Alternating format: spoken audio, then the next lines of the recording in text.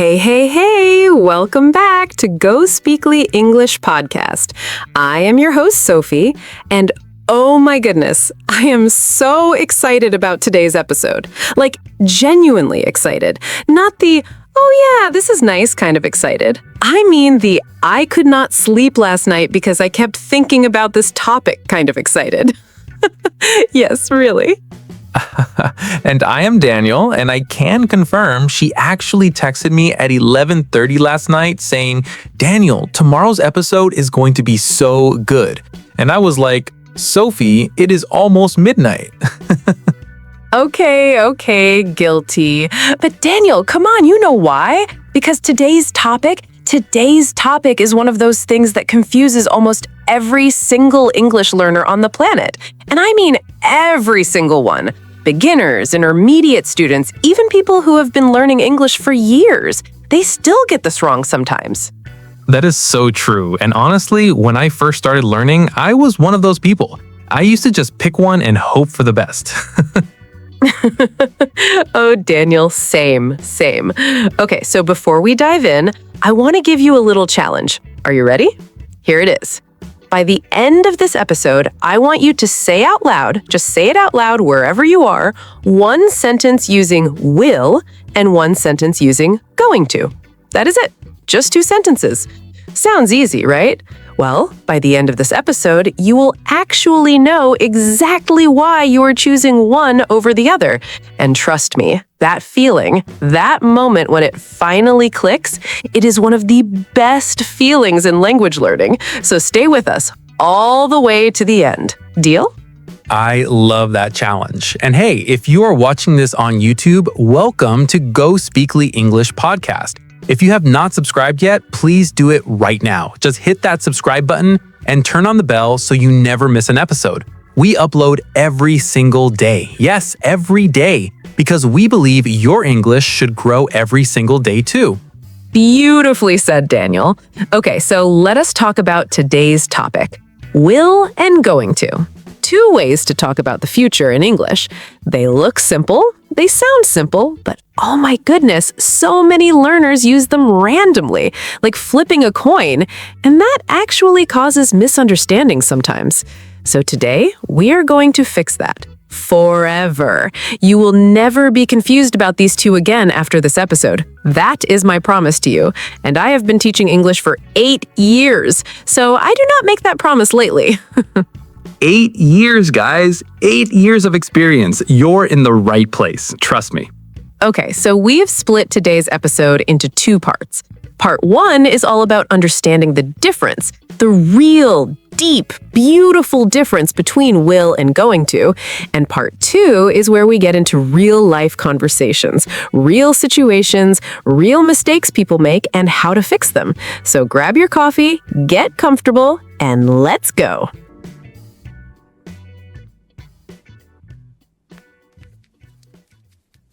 All right, part 1. Let us start with a question, a simple question. Have you ever been in a situation where someone asks you something and you just decide right there in that moment?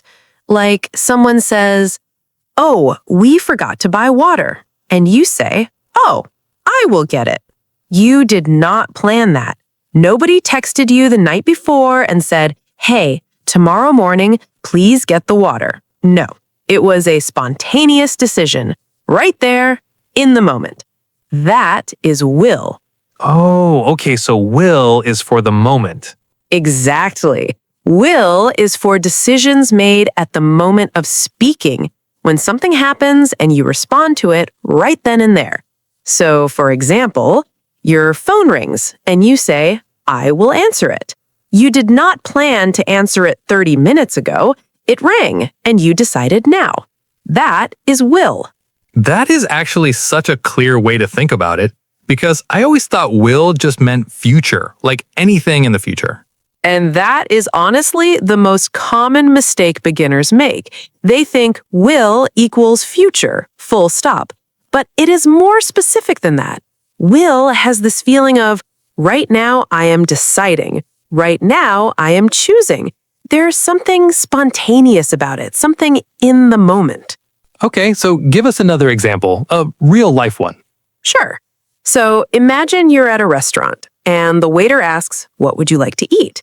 And you haven't decided yet. You're looking at the menu and then suddenly you see something you like and you say, "Oh, I will have the pasta." That decision happened right there. You did not wake up that morning thinking about pasta. The moment came, you decided, you said, "will." Beautiful. Okay, I love pasta, so that example really hit home for me. Right? Pasta always makes things clear. Okay, so now let's talk about going to. And this is where things get really interesting.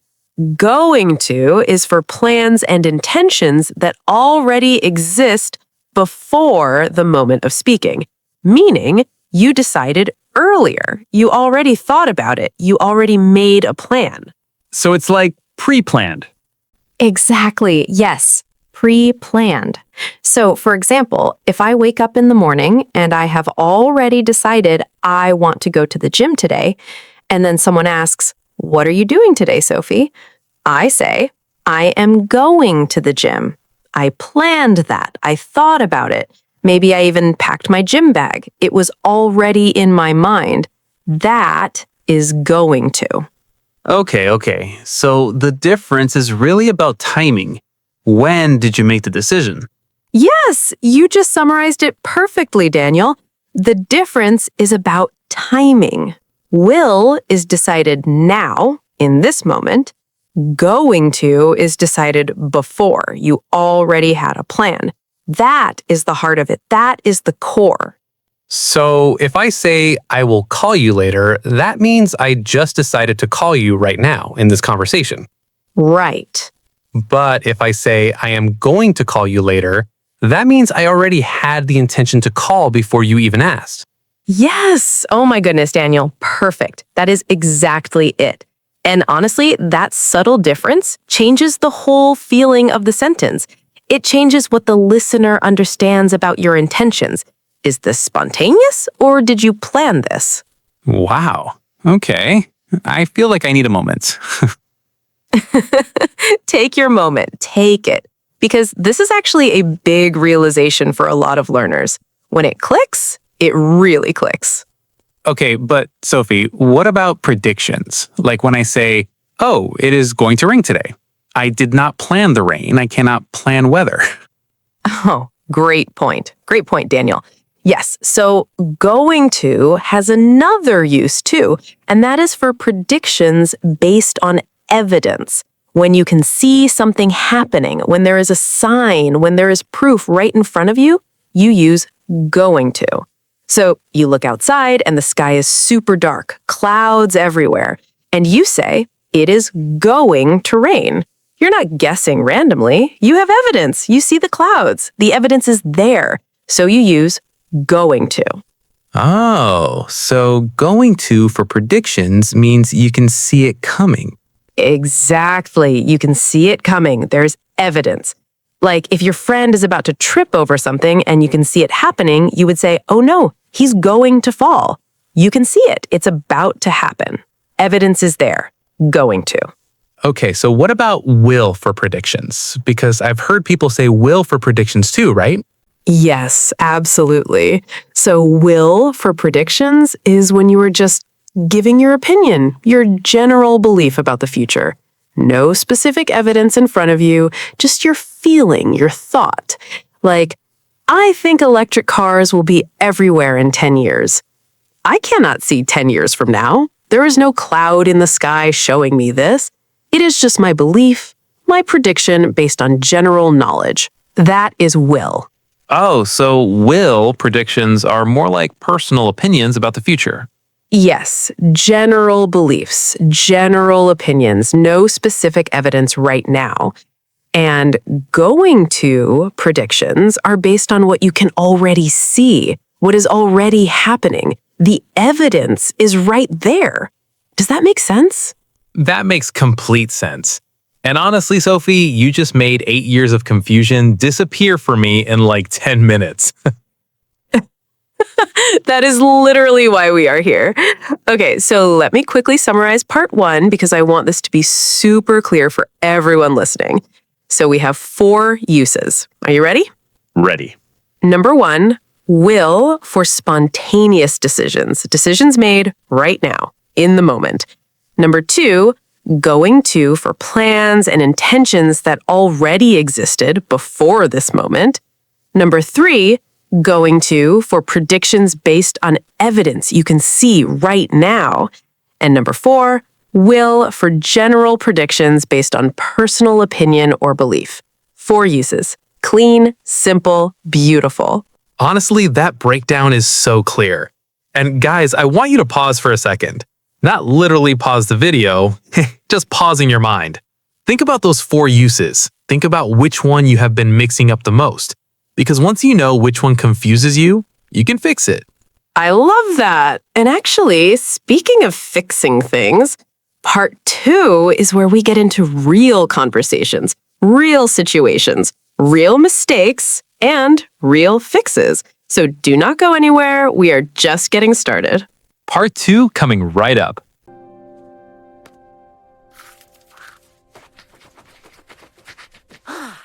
Okay, part 2, let us get into the real stuff. And I want to start by telling you something that happened to one of my students. She was in her 2nd month of learning English. Lovely girl, super motivated. And she came to me one day and said, Sophie, I told my friend, I am going to help you right now.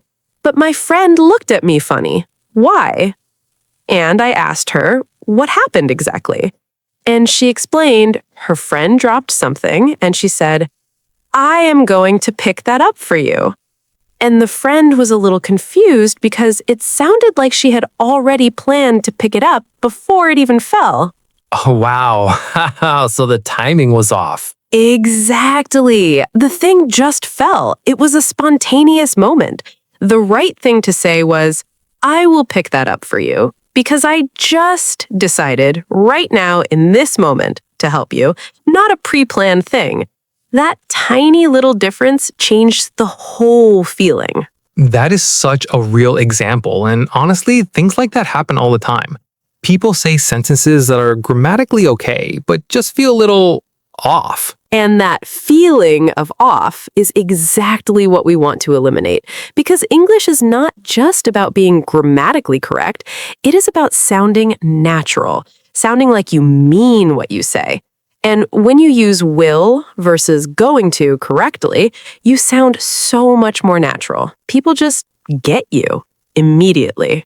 Okay, so let us do some real life scenarios. Can we do that? Like you give the situation and we figure out which one to use? Oh, I love this. Yes, let us do it. Okay, scenario 1. You and your friend are studying together. Your friend says, I am so thirsty. You decide right then and there to get them some water.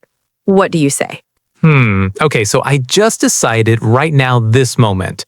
So I say, I will get you some water. Yes, perfect. Spontaneous decision, will. Beautiful. Okay, scenario 2. It is Sunday evening. You have already planned your whole week. Your friend asks, what are you doing on Wednesday? And you say, Okay, Wednesday, I already know my plan. I say, I am going to have a meeting with my team. yes, pre-planned, already decided before this conversation. Going to. You are on fire, Daniel. I am learning. 8 years of your teaching is rubbing off on me. 8 years well spent. Okay, scenario 3. You are looking at your friend who is carrying way too many bags, and they are clearly about to drop everything. What do you say?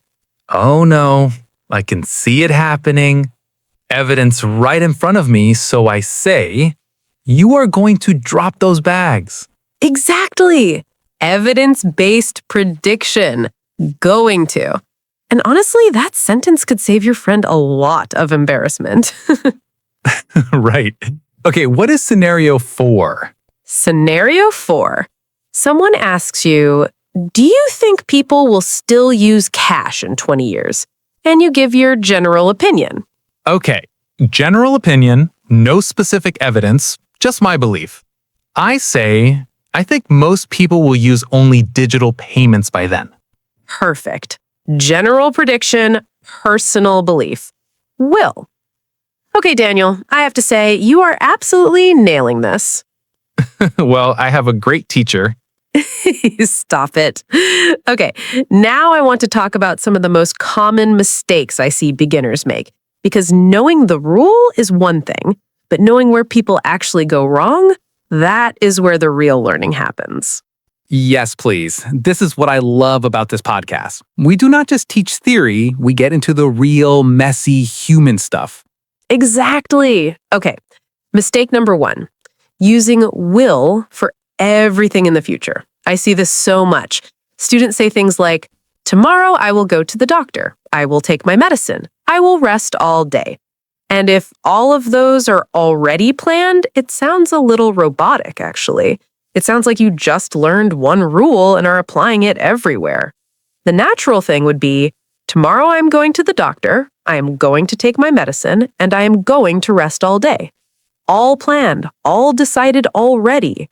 Going to fits perfectly. Oh, interesting. So even if it feels like you are being more formal by saying will, it can actually sound less natural. Exactly. Will is not more formal. It is not a better version of going to. They are different tools. Like, you would not use a hammer to cut bread. Both are useful, both are needed, but for different things. Okay, that hammer and bread example is going to stick with me forever. Good. That is the goal.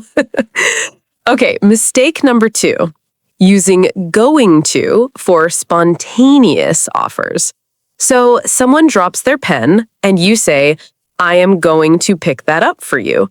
It sounds planned. It sounds a little strange, like you had already decided before the pen even fell. The natural, warm, spontaneous offer is, I will pick that up. So for offers, for helping someone in the moment, will is almost always the right choice. Yes, almost always. Promises too. If you promise something right now, in this moment, will feels very natural. I will always support you. I will help you with this. Those are in-the-moment commitments. That is will. Okay, Sophie, I want to ask you something because I know our listeners are probably thinking this. What if I mix them up? Like, what if I say the wrong one? Is it a huge mistake? Honestly, most of the time, people will still understand you. And that is the good news. Communication will not break down. But here's the thing.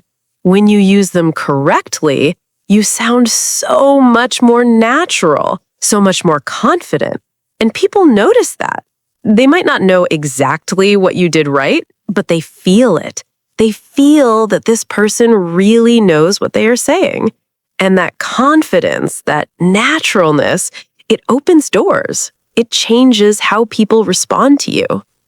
That is so true. People do not just respond to your words, they respond to how you say them, how natural you sound. Exactly.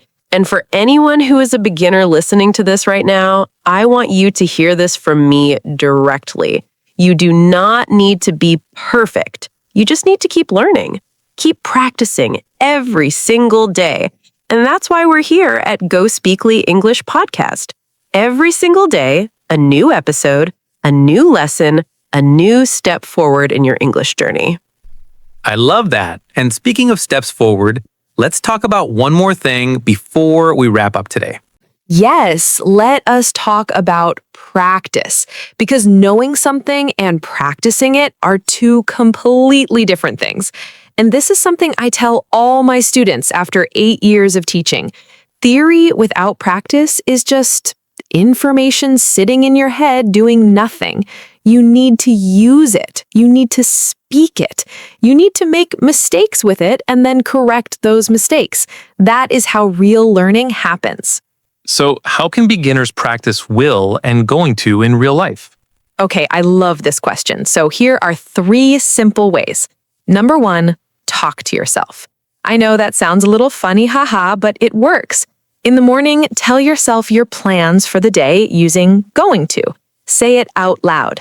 I am going to have breakfast. I am going to check my emails. I am going to go for a walk.